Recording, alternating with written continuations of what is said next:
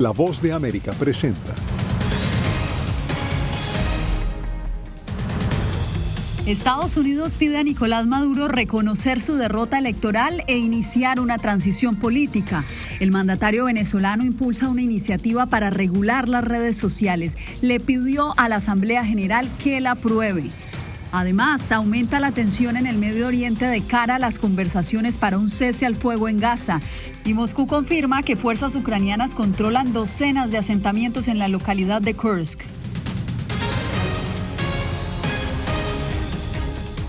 Desde Washington les doy la bienvenida al Mundo al Día. Los saluda Yasmín López. Los esfuerzos diplomáticos para resolver la crisis en Venezuela continúan, impulsados por la reciente conversación entre los líderes diplomáticos de Estados Unidos y Colombia. En directo, Celia Mendoza desde el Departamento de Estado. Celia, ¿qué puntos se abordaron sobre esta llamada? En este momento, de acuerdo a la información entregada por el Departamento de Estado, se sabe que hablaron específicamente acerca de la situación en Venezuela, de la importancia de que se reconozca que Edmundo González obtuvo el mayor número de votos, pero al mismo tiempo cómo se va a lograr una transición democrática y se podría eventualmente mostrar las actas electorales. Estados Unidos afirma que Nicolás Maduro debe aceptar su derrota. La declaración se da tras la llamada que sostuvieron en las últimas horas el canciller de Colombia, Luis Murillo, y el secretario de Estado, Anthony Blinken. 2 semanas después de las elecciones en Venezuela, ha quedado muy claro no solo para la mayoría de los venezolanos, sino también para Estados Unidos y un número creciente de otros países, que Edmundo González Urrutia recibió la mayor cantidad de votos el 28 de julio y Nicolás Maduro debe aceptarlo. Maduro, por su parte, sigue firme en su posición y al ser cuestionado sobre posibles concesiones de Estados Unidos para lograr una transición política, respondió: Lleguemos a un acuerdo de entendimiento por 50 años, donde ellos se queden donde están y dejen que Venezuela esté tranquila y toda América Latina. Mientras tanto, el proceso de mediación regional continúa. Nosotros tenemos un esfuerzo diplomático con Brasil y México y estamos avanzando en eso. Vedant Patel, vocero adjunto del Departamento de Estado en respuesta a La Voz de América, reconoció estos esfuerzos sin dar detalles de los avances y afirmó que Estados Unidos espera que la Organización de Estados Americanos aborde el tema de Venezuela nuevamente pidiendo la publicación de las actas. Instamos a todas las partes en Venezuela a iniciar diálogos para que se dé una transición pacífica a la democracia. Sobre la negociación, yo creo que el único que tiene que negociar en este país con la Machado es el fiscal general, que se entrega ante la justicia y de la cara. Naciones Unidas durante este martes anunció que los expertos que viajaron a Venezuela y tenían la tarea de hacer un reporte acerca de estas elecciones estarán entregándolo y se hará público, a diferencia de lo que inicialmente se había planeado cuando se hablaba que este reporte solamente sería visto por los miembros del Consejo Nacional Electoral de Venezuela y el secretario general. Se espera que en los próximos días se haga público el lugar y cuándo será publicado. Celia, gracias. Y en Venezuela, el presidente Nicolás Maduro le está pidiendo al Parlamento acelerar una reglamentación para regular las redes sociales. El mandatario está abogando por más mano dura en el control de las plataformas digitales. Álvaro Algarra, desde Caracas, ¿qué argumentos está dando el gobierno para justificar esta nueva reglamentación y cómo está siendo recibida por la sociedad civil? Yasmín, efectivamente, el presidente del Parlamento del país advirtió que usarán el periodo de receso legislativo para cuidar y defender a la población de la difusión de ideas fascistas y de odio en las redes sociales. Además, indicó que retomarán la segunda discusión de la ley para fiscalizar la actuación y financiamiento de las ONGs en el país.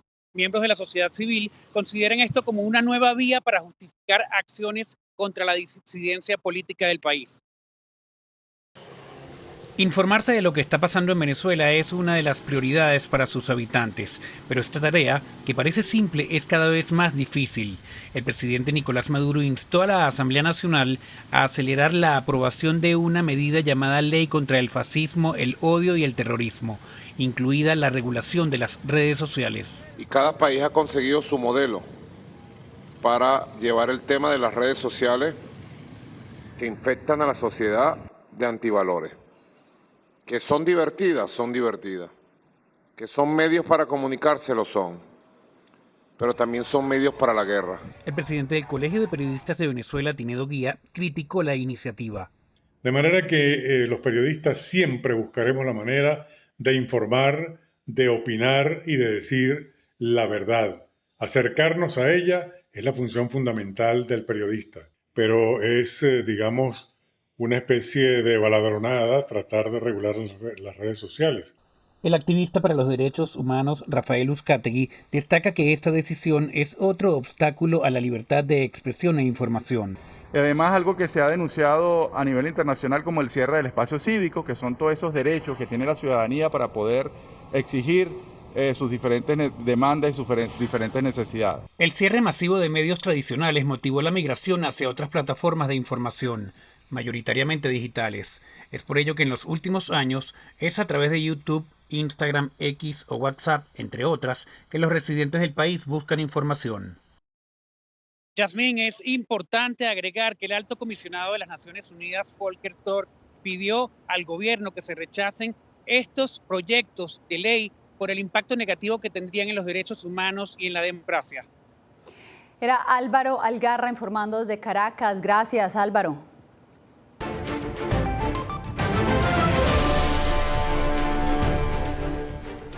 Autoridades en Estados Unidos refuerzan las inspecciones en el puerto fronterizo de Mariposa, Nogales. La medida busca combatir el tráfico de sustancias ilegales camufladas en envíos de productos agrícolas, como nos reporta Paula Díaz.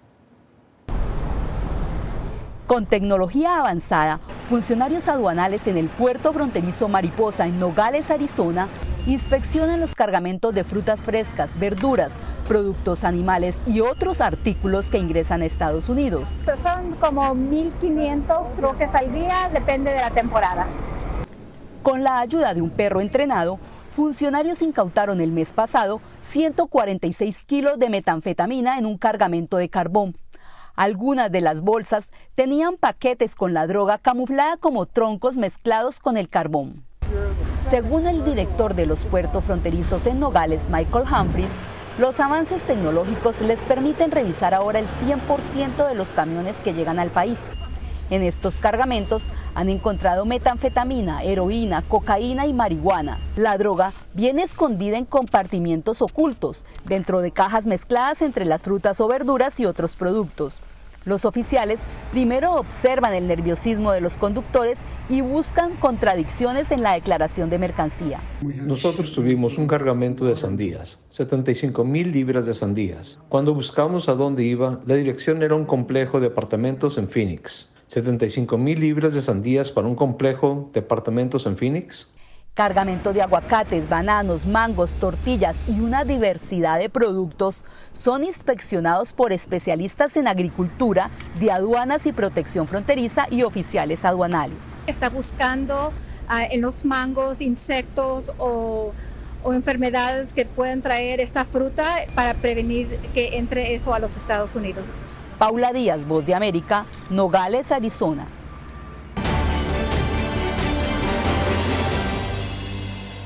Los aspirantes a la presidencia se enfrentan a un intenso debate sobre inmigración, un tema clave en cada ciclo electoral en Estados Unidos. Ángela González nos presenta los planteamientos de ambas campañas.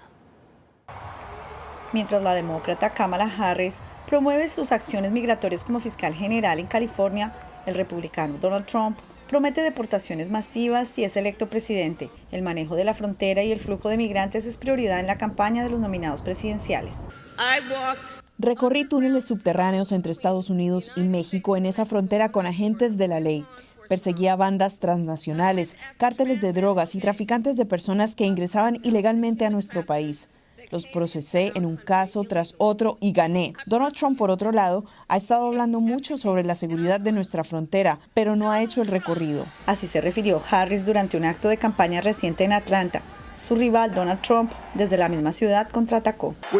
Con el voto de ustedes se detendrá la inflación. Los inmigrantes ilegales serán devueltos. No van a venir y si lo hacen, tenemos que detenerlos. ¿Vieron lo que ella dice ahora? Teníamos una frontera muy buena, cuando en realidad tenemos la peor frontera en la historia del mundo. Todo es desinformación. Ellos son buenos en eso y en hacer trampas en las elecciones. En conversación con Elon Musk, Donald Trump repitió que varios países extranjeros envían a Estados Unidos migrantes desempleados que estuvieron en cárceles y en instituciones mentales, aunque cifras oficiales muestran números similares de indocumentados entrando a Estados Unidos en la actual administración que cuando Trump era presidente. Él ha prometido deportaciones masivas. Por su parte, Kamala Harris admitió que el sistema migratorio está roto y que se necesita una reforma integral con seguridad fronteriza.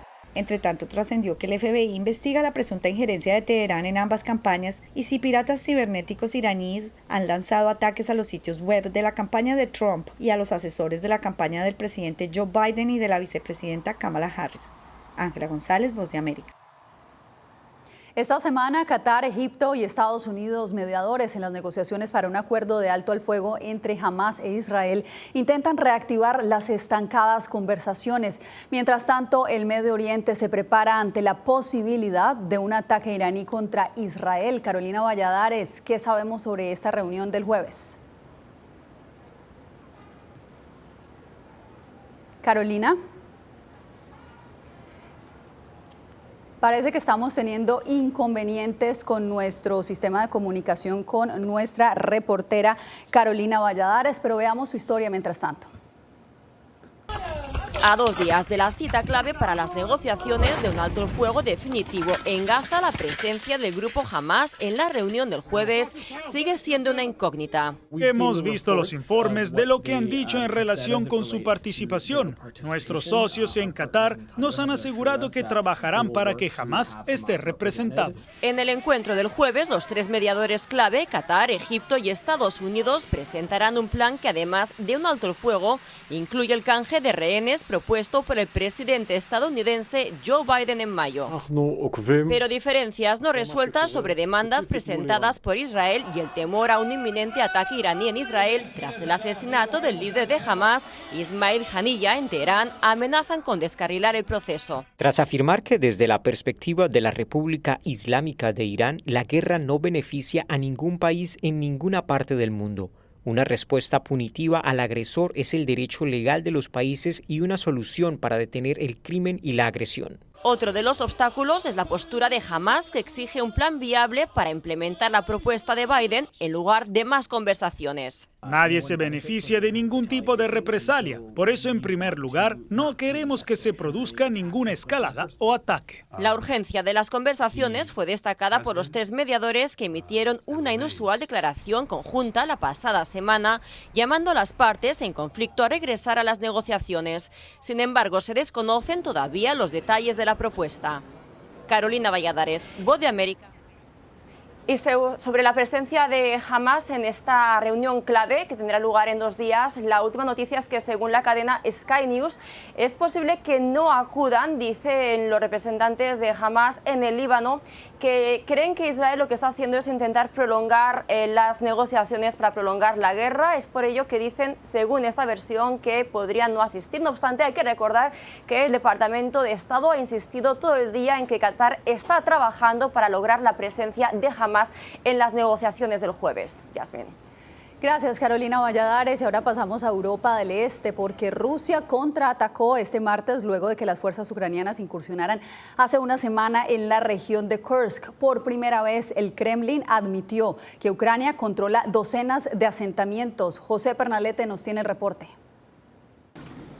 Rusia admite el impacto de la incursión de tropas ucranianas en la región de Kursk.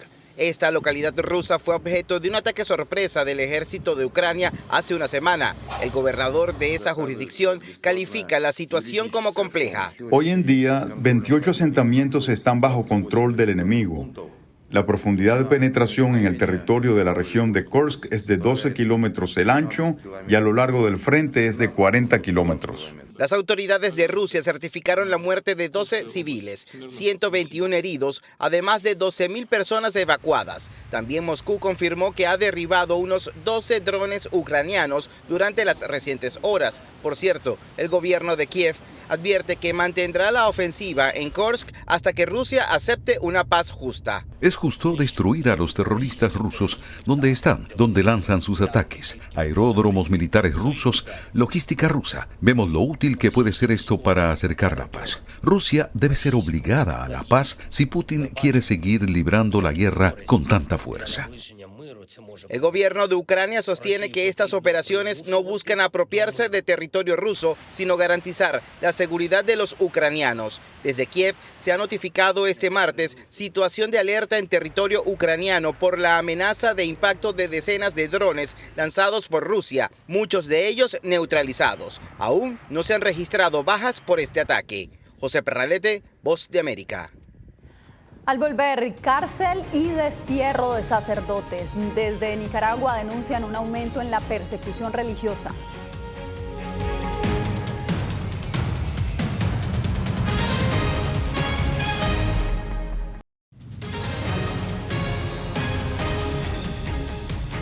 En Nicaragua, organismos de derechos humanos alertan sobre un creciente aumento en la persecución religiosa.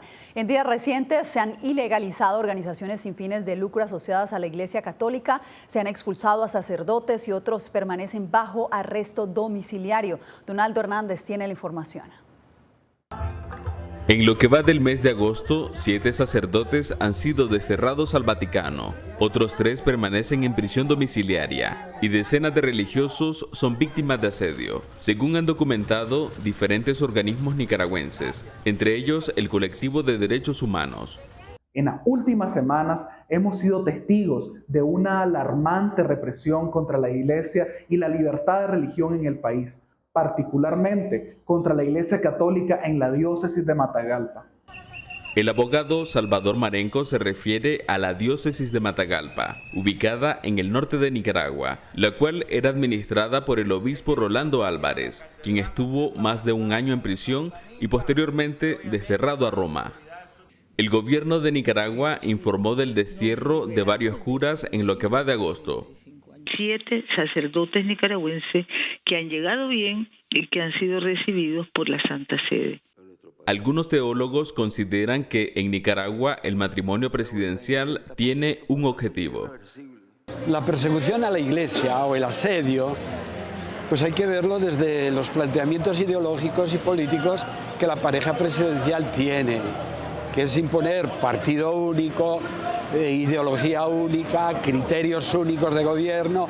Nicaragua sigue en la lista negra de Estados Unidos de los países que violan sistemáticamente la libertad religiosa. Donaldo Hernández, Voz de América.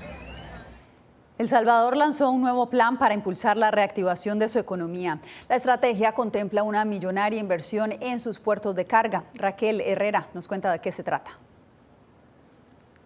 Operar por 50 años Acajutla, el principal puerto de carga ubicado en el occidente y otro en el oriente del Salvador que lleva más de una década sin ser explotado, está en el acuerdo que el gobierno asegura haber alcanzado con una empresa de origen turco, una inversión de $1.600 millones. Esto lo que hace es tener nuevas perspectivas de que El Salvador se vuelva también como un punto logístico importante para la región y para otros países, ¿no? Teniendo las dos alternativas. El acuerdo es una sociedad de economía mixta, el 80% de la inversión es privada y el 20% restante lo pondrá El Salvador. La inversión se tiene proyectada en 2 fases, la primera a ejecutarse en 5 años por un monto de más de $700 millones. En un periodo de una concesión tan larga, en realidad no es un monto que impacte significativamente la dinámica económica, a menos que la concesión tenga encadenada mucha de la dinámica económica de El Salvador. De acuerdo con el gobierno, esta etapa denominada logística es la fase 3 de un plan de despegue económico con el que buscan reactivar la débil economía salvadoreña que, según cifras oficiales, es la que menos crece y la que menos inversión extranjera registra en Centroamérica. Raquel Herrera, Voz de América, San Salvador. Y Texas está bajo la lupa por su ley de abortos, con demandas federales y ofertas desde Nuevo México. Tenemos los pormenores en breve.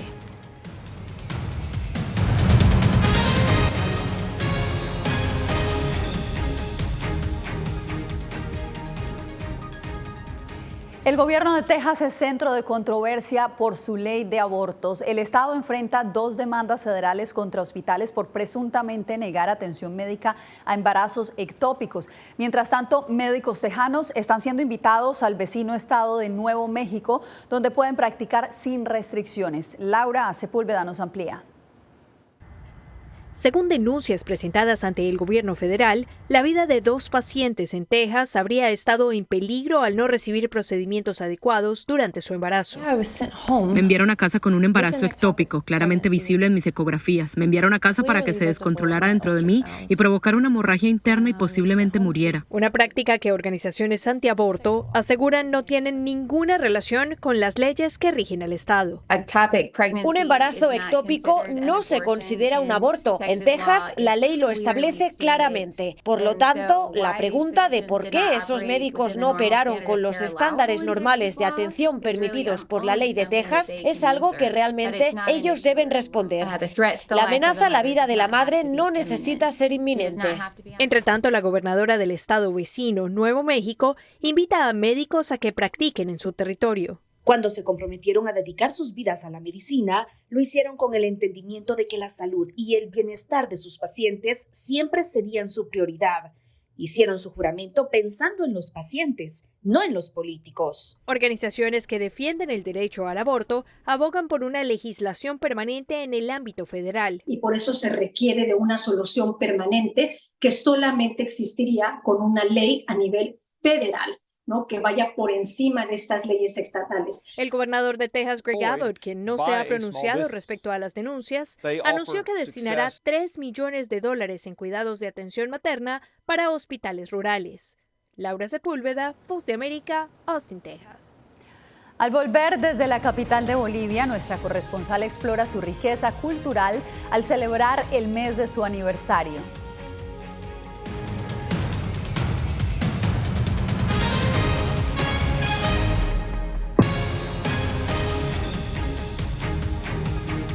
Aunque muchos creen que La Paz es la capital de Bolivia, Sucre es en realidad la capital constitucional de ese país.